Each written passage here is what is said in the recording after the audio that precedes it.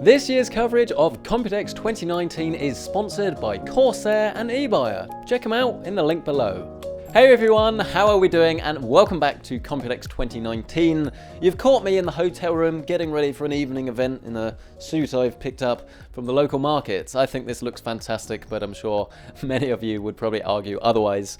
But we're not here to talk about clothing. Oh no, something much more important. Ryzen CPUs, the whole Intel versus AMD, and things I've got pretty much out of hand to the point where it looks like AMD is very much on top at the moment. And the reason for this is their Zen 2 architecture, and they've brought out 3 new processors.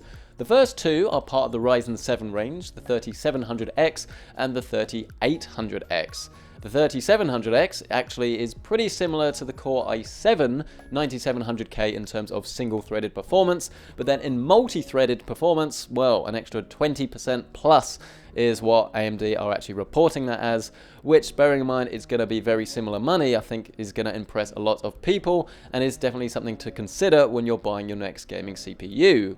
The 3800X is pretty much going more or less toe-to-toe with the 9900K, but for less money. But I definitely think the thing that most of us are going to be talking about is the brand new range of Ryzen 9 CPUs, with the one we have at the moment being the 3900X, which has 12 cores, 24 threads, but wait for it, is priced at $499. When they said this, I think everyone in the room couldn't really believe it. We were probably hoping for a price point around this. But if you think the amount of performance that you can get and all of the applications that you could run off this, it's marketed as a gaming CPU, but it's very much going to be meant more for things like streaming, high performance computing, things like 4, 5, 6, 8K video workloads. All of this stuff for $499 is incredible value. Like, you can tell, I am speechless. And I currently use a 10-core Intel processor in my rig at home, and this was around about £1,000. So to get better performance for something that costs half the price only a year and a half later is absolutely incredible. It's something that I can't wait to actually get into the studio and start testing. We have a whole host of other features as well. It's not just the raw performance. We've got things like PCI Gen 4, which has double the bandwidth and should allow for better graphics cards, better SSDs, all of these things to actually make our computing lives that little bit much better. But I'm just so blown away by how the level of power has shifted over the last couple of years. When Ryzen first came out, it was very much a disruptor, a game changer, but it had issues with things like BIOS, just things wouldn't work when you loaded it up, you had memory issues, and you just didn't have such a good IPC, and it meant that single-threaded performance was way behind what Intel had. But now it really does look like you have the full package.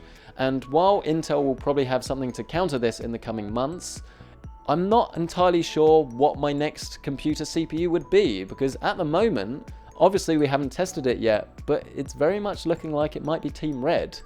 I also did get a chance to have a look at the numerous new motherboards that are coming out for the AM4 platform, because yes, this is using a new chipset but the same socket. I got to check out the Asus motherboards a little bit earlier today, and what is really apparent is just the level of support across all of the different manufacturers actually of this chipset. So if you are going to go for a new Ryzen 3 or Ryzen 3rd gen, I should technically say processor, then you can get a motherboard that pretty much matches your needs, your requirements, and your price point without any issues whatsoever. So if you're looking for something a little bit more entry level, like a Prime, like a Tough, then Asus have you covered there. But also if you want to go super high end, then you can grab a Formula board, and yes, it will be quite expensive, but I don't think there are many things that you could ask for on a motherboard that wouldn't be covered there. But I guess the full range of motherboards is probably a topic for another day. But I will say that something that is quite interesting is that they're bringing out 2 mini ITX boards, one of which is technically a mini DTX, which I don't think many of us are actually that familiar. It's basically a mini ITX board that is a little bit longer. So as long as you can fit a full-size graphics card without using a riser cable, Asus say this should fit in your chassis no problem whatsoever. And because you've got that little bit more PCB, they can put more stuff on it. So I guess it's almost an equivalent of having like a micro ATX board level of features, but on something that is a little bit smaller. So if you want a 12-core system that you can take with you from place to place, or you just want something really small, neat and tidy, you can do that with one of these new motherboards. Really impressive. But I think that's just the whole theme, if you like, of this CPU launch. I am really impressed. That's why I do this job, just to get excited about new tech launches, and this is definitely one of the most interesting things I think we've seen in quite a long time. We're used to the days of having Intel and AMD battle it out, but things have never been this close, and things have never been this exciting.